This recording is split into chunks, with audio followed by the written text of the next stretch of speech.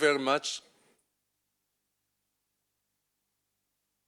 One point to our American friends, I'm sure you know, but we are in Israel, so the language here is not English. So now we are moving forward, and the next presenter is Professor Tom Schonberg. And the interesting part from my point of view, when I read about his resume and bio, you can see a lot of interdisciplinary variety of things putting all together, but the thing that got me the most is that you are looking into the neuroscience to understand how you can modify, change, improve your behavior, which is excellent in my view. So, Tom, please.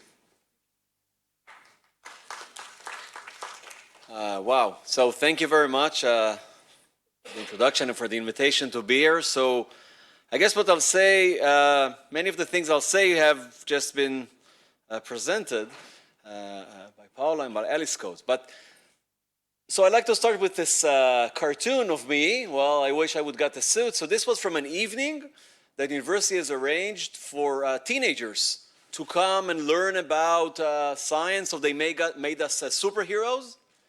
Unfortunately, we never got the suit, but I think it works again about promoting youth to come here and learn about what's going science, and science is really not frightening, and it was a great event. Now, in my daily life, I'm actually an associate professor at Life Sciences Faculty, Department of Neurobiology. I run a lab. The upper part is from Happy Days. We have a generational change. This is in Tel Aviv port. This was taken during COVID-19 social distancing, but we still met in the park. So in my lab, I studied the neural basis of behavioral change and value-based decision-making, which of course is very much related to what I'll present today. Is about innovation in teaching.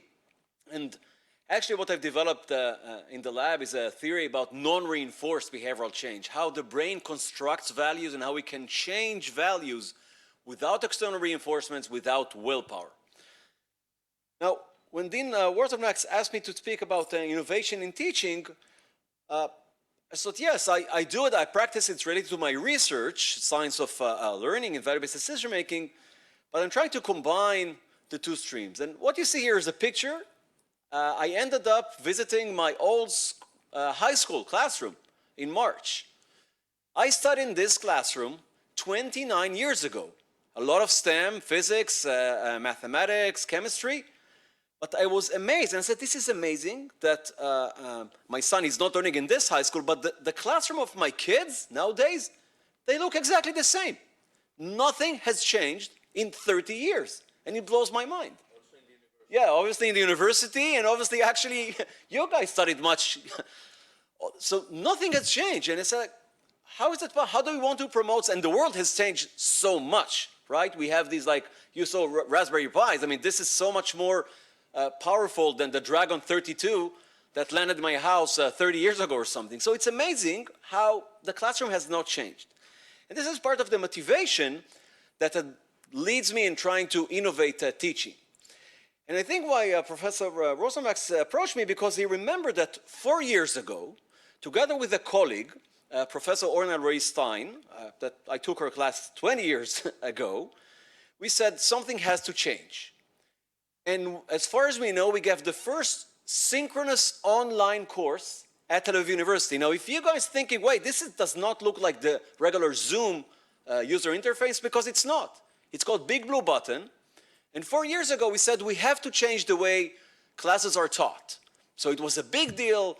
The provost brought us to speak in front of all of the deans, and everybody were really excited. So we taught together 1 year. Actually, also the topics, we called it Toolbox for Life Sciences, because it was about critical thinking and creativity, all the 4 C's and the principles we're talking about trying to promote. This was 4 years, a lot of excitement. Okay, like we talk about the inspiration.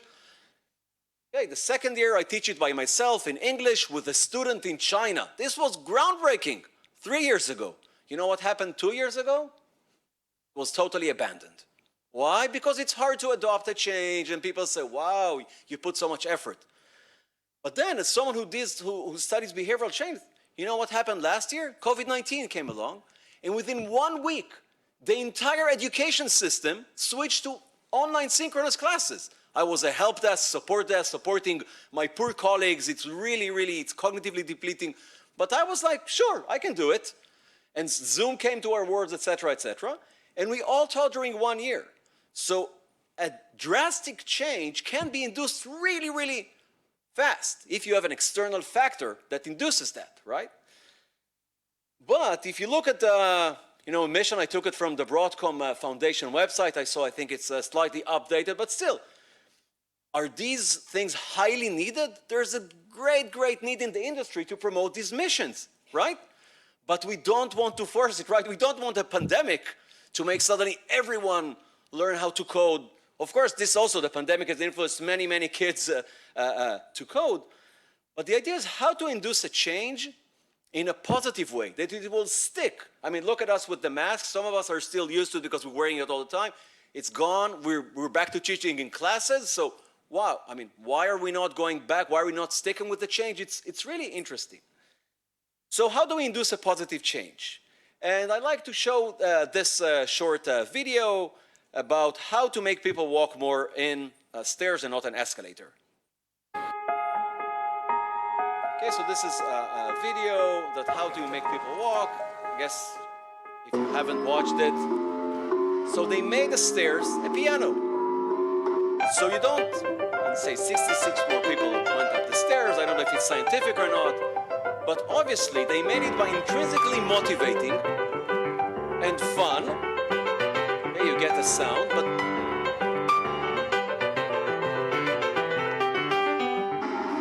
and this is part, of course, of a commercial company, Volkswagen. It's called the Fun Project. Go online. There are a series of videos of how to promote desired behaviors, like throwing things in the trash, etc., etc. But of everything positive in a nice gamified way. So this is a great way to induce an initial change. But what we need are habits. And habits, if you go to William James, the father of psychology in 1890, what he wrote then was, the more of the details of our daily life we can hand over to the effortless custody of automatism, the more our higher powers of mind will be set free for their own proper work.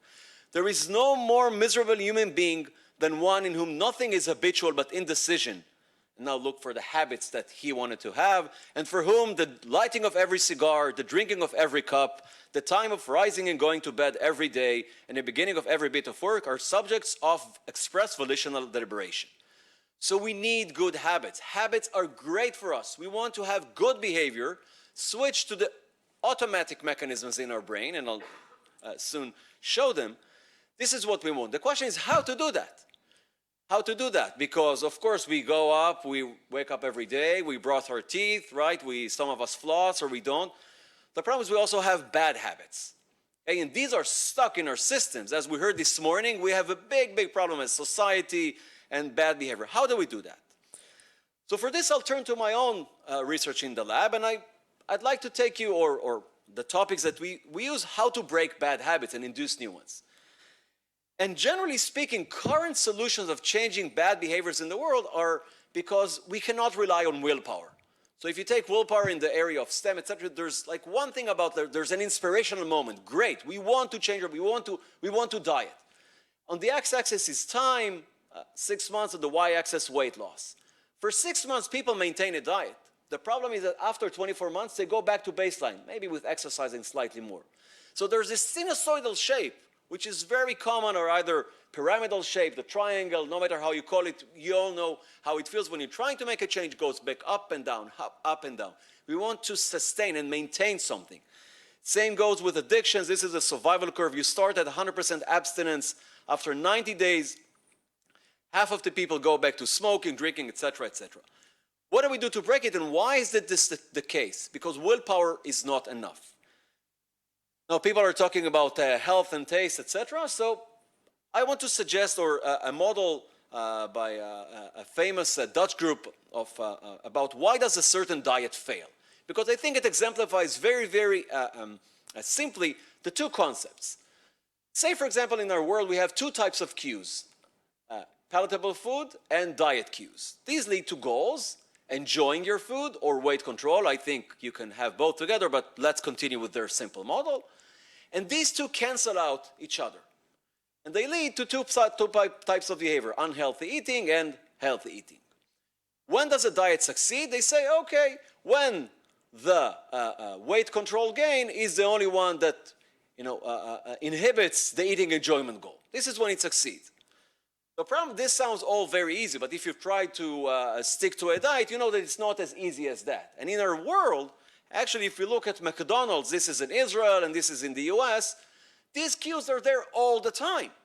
The fact that you buy something that has 1,400 calories, 1,400 calories, or in Israel, McDonald's is slightly healthier, and you know all the ingredients, all the information that tells you that this is bad is there all the time. It's there all the time. But still, we ignore it. We can't maintain and tell ourselves we need to eat healthy, we need to do good things for us. That doesn't work. We need to move it to another system. And that other system in the brain, as a simplification, if you know the Thinking Fast and Slow by Daniel Kahneman, we have a red system. This is the habit system. This is the valuation system based on dopamine. Okay, dopamine related to addictions, etc., etc. This is the system where we want to put all of the things that become automatic. This is an ancient system in our brain. The blue system is what we call the grown-up brain system. The frontal lobes, which separates us and the non-human primates from other animals, this is the frontal part of our brains that ends its development at the age of 21. So we can't blame kids for not behaving as grown-ups because they don't have that frontal part of the brain. And the challenge, again, is everything we do is how to stick the things that we want to stay with us in the red part. And I think we've heard about all the great ideas. I think you guys are doing everything right. But this is the challenge. I think the mindset has to be about putting everything in the habit system, which many times we think it's bad. But no, if you put the good things, it gets stuck in there.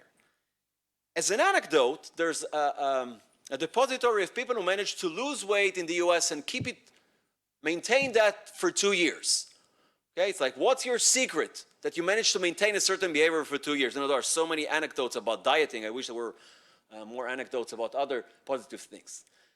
But what we found about people who manage to maintain a certain behavior and make it a habit, that they're very boring people. Okay, very consistent people. What does that mean? And that's what we want consistency. We want to stick with a certain a change in our education system. We have to make it from they're young and consistently. Okay, they exercise for 200 minutes. They watch less than 10 hours of TV per week, not per day. Okay, COVID-19, like, no, 10 hours. When I give it to middle school kids in my talks, about what? 10 hours a week? And this is the interesting part. They eat the same foods all the time. They're boring. Why are they boring? Because they found something that works for them. And they just keep hammering at it all the time. Think about it. I'm sure you know someone like that. Okay, I'm the guy with the carrots and the yogurt in the morning. Okay, all the time, do the same thing. The last point here is that they weigh themselves at least once weekly. This is not a good advice for teenagers, but for adults, this taps into the feedback system. My PhD is about reinforcement learning in the human brain. When we change something, for example, Weight Watchers, you go there, you're successful, you weigh yourself. Oh, this is great, it's going great. Things are going well. Oh, you weigh yourself again, this is really great. When do people stop weighing themselves? When they gain weight back again. And this is when we need the feedback system. So all the time in this ecosystem that you're creating, I think it's really important to have a feedback. Am I doing good? Am I still keeping up to my goals? All the time remind yourself. So the 3 principles I can dilute, and they're all been said by Paul and also Al's code. Start early. Definitely, I think we all agree about start early, really early. I took this picture, references Girl Scouts Cookie Guide, Wikipedia Dictionary, when I did my postdoc at UCLA and also Austin, Texas. And this was from a first grade science project that I refereed. And I thought, this is wonderful. I don't care where they take their references from. The understanding that there are references and there are higher, standing on the shoulder of giants. The Girl Scout Cookie Guide sounds like a great reference to me for that project. Okay, I think it was about having mold in cookies or something like that. Okay? It's great. References, this is the way scientific method works. And start early science fairs. We don't have them, unfortunately, in Israel in a widespread way. It's great. Repetition. So Uncle Phil figured it out all before us. Just do it. Okay, just do it. I mean, people ask me, how to create a new habit? Just do it. How to just do it? Well, just do it. How? Just do it. Okay, so the idea is to just do it with all the things that you're creating around it. And finally, gamification. We just saw it. It's great. It's amazing. And in my lab, we're trying to adopt these principles now. And this is something that a student of mine, while he's being a PhD in the Sagol School of Neuroscience, he never coded before, but he says, I want to study habits outside the lab. How do you do it? You develop a smartphone app. And he just went and learned how to code a smartphone app. And this is now, instead of doing a very boring experiment in the lab, so you go, you enter this, and you press a bunch of buttons, and then this is a pilot where you're seeing something that just started unrolling, and amazingly, people press it 500 times a day, or 100 times a day on average. So gamification is critical. So I want to add another innovation, I think a more recent one. That synchronous online teaching, which was innovative 4 years ago, done. I think I told in Rosemary, I'm not innovative anymore. Everybody do it now. Everybody does. So this is the typical laboratory experiment. This is the method we developed on how to change behavior without reinforcements. I will not talk about it, just to show you how does a regular experiment works. You come to a lab, you sit in front of a 2D screen, you hear beeps, you press a button. This actually changes behavior without feedback, without willpower, changes behavior in the lab, not outside the lab. But the reason I'm showing is because it's old and it's boring, and does this apply to the real world? And my students, when I started my lab 6 and something years ago, they persuaded me I have to go into VR. Tom, you have to. I was sure they just want to play. Actually, the former President Klafter visited my lab, and we showed him the demo the day it arrived. There was some Fox and a demo of Unity. And he asked, Tom, this is really great, but how is this related to neuroscience? And I made that we want to take research outside the lab, etc., etc. And the student, actually a student from the Army, managed to build a demo really quickly. That's when you know how to code. You build something within 1 week, a demo of a spaceship that shoots at stuff. And this is what you see. It's moving from the 2D to a VR, to a gamified version. But just recently, we really took it outside the lab, and we just started a new extended realities arena. In the Central Library, there are 55 square meters that are 20 times bigger than the average testing room. And this is just, an animation, because if you ever put the goggles on, that it takes you to a different reality. And almost, maybe not my whole lab, but we have 15 groups on campus who are moving now from the old way of doing research to a new way. And we see it as a hub to engage industry and the community and the kids. This is like a chronic union of science and entertainment, right? Kids love coming to VR experiments. They all want to come to do that. And they know how to code in Unity. They can create experiences immediately. So definitely we want to promote this. We want to promote, because this is so technological. They have sensors. We're doing the same controlled science as we did in the lab, but we're also doing it in these settings. So definitely I think that, you've got all the principles. Start early, but keep up the opportunities. I know this exactly, a very good friend of mine, Mali Mouton, she was the head of the education of Space IL. Okay, she's an engineer at ELTA. And she's involved in all of these things for engineering, for women, etc. And I consulted with her before this talk, and she said, for girls, it's critical not to only have the first inspirational point, but again and again, to give them the opportunity every year, again and again, until they mature and it's part becomes of their normal life.